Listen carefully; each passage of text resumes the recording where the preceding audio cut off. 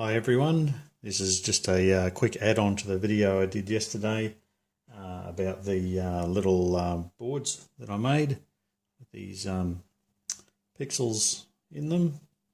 So little custom boards. So I've got them mounted into the tube bases, so these will have these bits of tent tube, so it sort of lights them up. So they hang down on my tree at the front.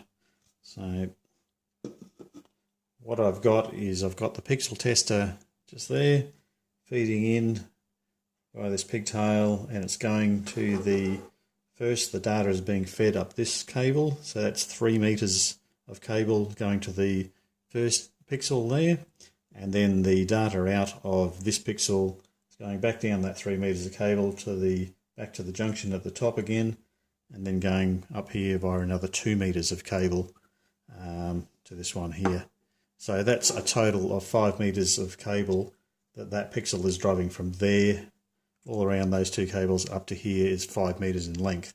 So I put a little buffer chip on the output of these pixel units so that they can drive a decent sort of distance, and that seems to be working nicely.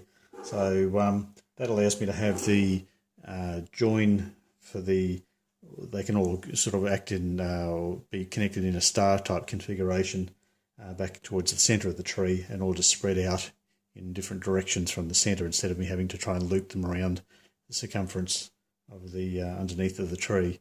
So that should be easier to set up. So I don't know exactly how long some of them will need to be, the cables radiating out. So what I've done is I'll just hook this up. I'll add an extra 3 meters of cable into the line, and let me just line that up. There we go, that one's going again.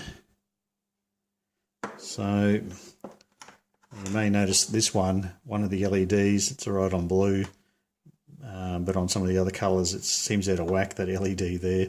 I actually had a faulty LED on the board and I changed it with one I just had that I ripped off a piece of LED strip, but it had a different RGB order. I think one of them was GRB and the other was BGR or something, whatever it was. The colours are flipped around, so that's something you've got to be careful of if you're playing with bare LEDs.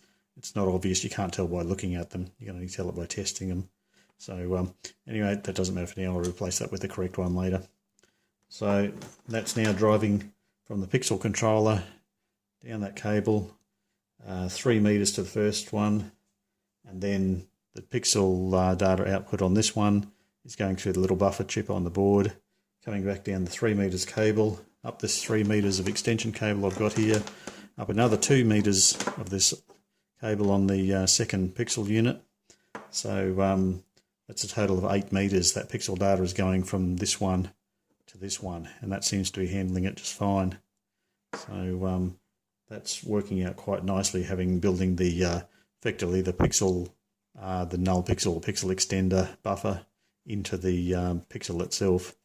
So that seems to push it quite nicely. I might actually even try and do another test tomorrow to bypass the pixel extender part of it, the buffer, and drive it direct off the WS2811 chip and see if it can still drive it. I don't think it will be able to. I think it'll start glitching and carrying on. But the whole idea is I wanted to make these things so that the cables could radiate out from the center of the tree instead of having to have a ring of T pieces going around the edge of the tree, because it makes it very time consuming to set up and pull down, and you never quite know exactly if everything's going to reach between the T pieces, and putting extension pieces in everywhere was a bit of a pain last year.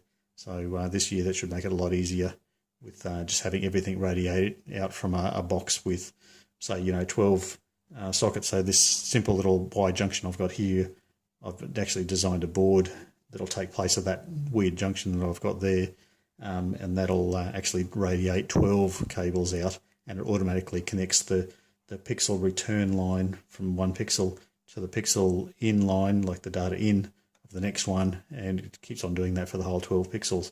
So all you need to do is just plug them in and it just works. So that's my attempt at making things a little bit easier for myself and making everything just nice and reliable. So if you've got any questions, chuck them in the comments below, and I might see if I can do another test, like I said, to see if that'll run without the buffer chip in there. But I think the extra few cents it costs, it's well worthwhile to make the system more bulletproof.